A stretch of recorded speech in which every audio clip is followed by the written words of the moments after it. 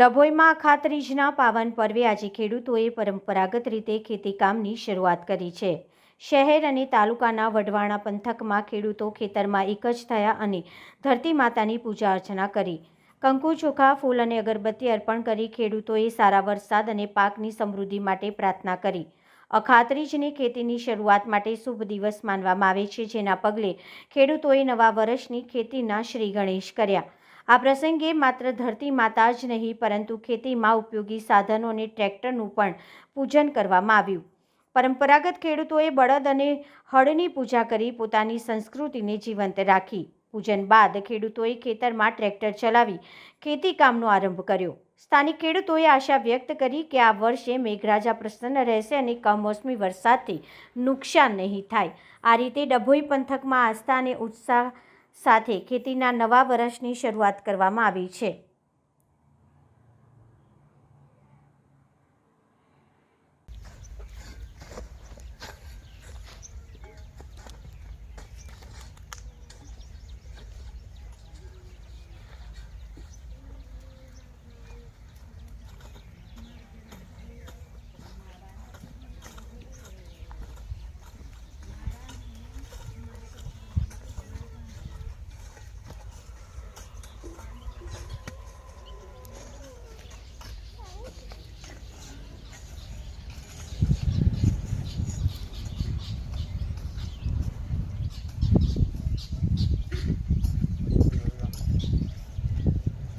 ખેડૂત મિત્રો, આજે અખાત્રીજનો શુભ દિવસ હોય, ખેડૂતોનો મોટો પર્વ ગણો કે ખેડૂતોનો શુભ દિવસ ગણો।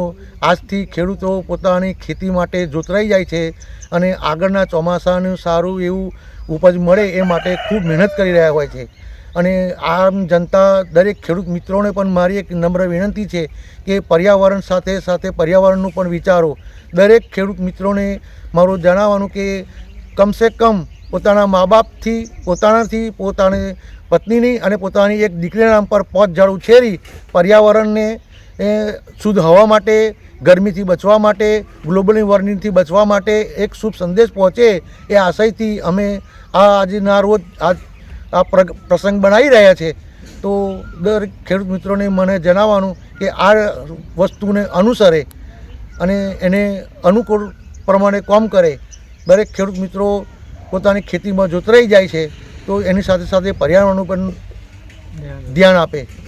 જય જવાન, જય કિસાન, આપનું નામ? જય હિન્દ, જય ભારત। હું રાઠોડ ભારતસિંહ પ્રતાપસિંહ, મુકામ પોસ્ટ ટુંડાવ, તાલુકો સાવલી, જિલ્લો